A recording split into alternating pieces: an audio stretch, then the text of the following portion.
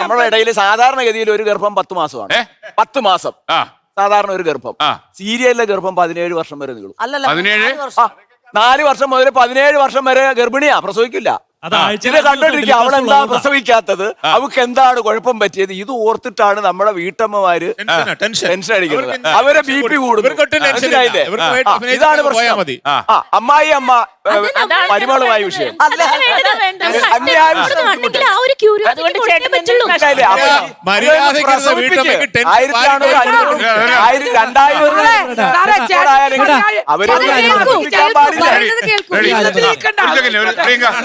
ഇതൊക്കെ ഓരോരുത്തരുടെ mind set ആണോ ഒന്നാമത്തെ കാര്യം. മാർക്കോ എന്ന് പറഞ്ഞ സിനിമ ഇറങ്ങി, അതിൽ വയലൻസ് ആണ് അതിന്റെ കാണിക്കുന്നത്. അതിൽ അതുപോലെ സീരിയലിലും ഓരോ നല്ലതുകൊണ്ട് ചീത്തമുണ്ട്. ചീത്തത് മാത്രം അബ്സോർബ് ചെയ്തിട്ട് പറയണ അയ്യോ ഞങ്ങളുടെ ഇത് ചീത്തയായി പോകുന്നു പറഞ്ഞ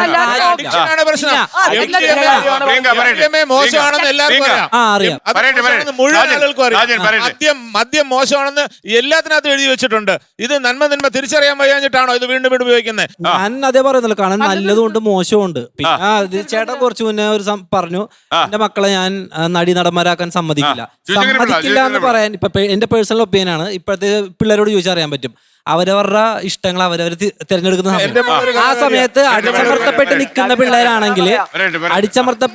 പിള്ളേരാണെങ്കിൽ അവർക്ക് ഇതേ സ്വഭാവം അവരും കാണിക്കുള്ളൂ. കാരണം അവർക്ക് ഇപ്പൊ ഫ്രീഡം ഉണ്ട്, ഇല്ലേ? നിങ്ങൾക്ക് ഇഷ്ടമുള്ള തൊഴിൽ. ഞാൻ അങ്ങനെ എന്റെ വീട്ടിൽ അങ്ങനത്തെ ഒരു ഫ്രീഡം കിട്ടിയ ഒരാളാണ് ഞാൻ.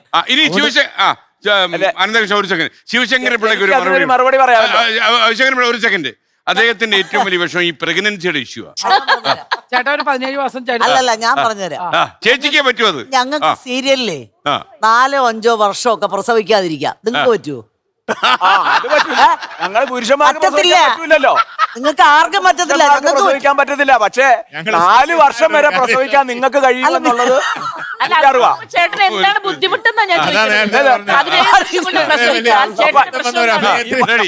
കൊണ്ട് പ്രസവിക്കുന്നത് എന്താ കുഴപ്പമെന്നോ? അത്രയും നാൾ ഇത് നീണ്ടുപോയിക്കൊണ്ടിരിക്കല്ലേ? ഒരു കഥയും ഇല്ലല്ലോ. കഥയുണ്ടോ? എന്ത് കഥയുള്ളത്?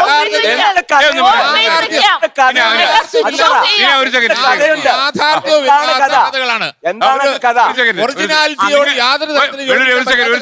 നിങ്ങൾക്ക് ഇതിലും വലുതായിട്ട് വരായിരുന്നോ? അതെ അതെ. ചേട്ടന്റെ മകളെ സിനിമയിലും സീരിയലിലും അഭിനയിപ്പിക്കില്ല എന്ന് ചേട്ടൻ ഒരു മാധ്യമ പ്രവർത്തകനാന്ന് പറഞ്ഞു. ആ മാധ്യമ പ്രവർത്തനത്തിൽ തന്നെ എത്രയോ മോശം കാര്യങ്ങൾ നടക്കുന്നു. സമൂഹത്തില് നടക്കുന്നതൊക്കെ കാണുന്നവരാണ്.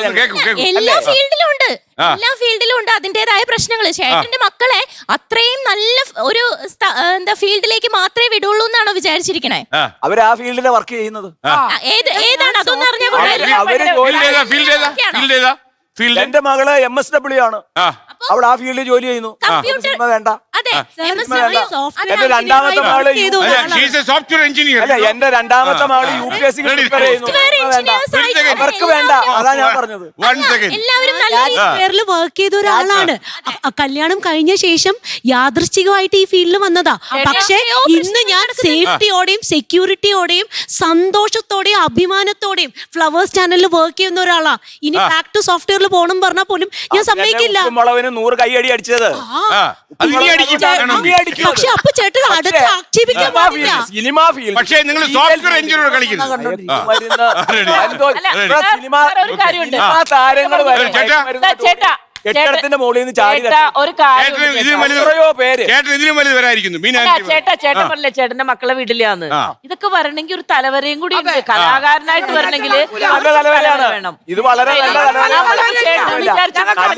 നല്ല തലവരെയാണ്. അതിനകത്ത് കുഴപ്പമൊന്നുമില്ല. ദൈവം വിചാരിച്ചു കലാകാരനായിട്ട് വരണമെങ്കിൽ ബീനയുടെ വെല്ലുവിളി നിങ്ങൾ ഏറ്റെടുക്കുന്നു. അതായത് ഇത് തലവര മാത്രമല്ല, ഇതിനൊക്കെ ഏർപ്പാടുകൾ വേണം. ഒരു സീരിയൽ പ്രൊഡ്യൂസ് ചെയ്ത് അതിനെ മകളെ നായികയാക്കുന്നു. ഇല്ല. ലോകത്തെവിടെയായാലും ഏത് സമയത്തും 24 വാർത്തകളും ഓഗ്മെന്റഡ് റിയാലിറ്റി പാക്കേജുകളും എക്സ്പ്ലെയിനറുകളും വിശദമായി കാണാൻ ഞങ്ങളുടെ യൂട്യൂബ് ചാനൽ നിങ്ങൾക്ക് സബ്സ്ക്രൈബ് ചെയ്യാം.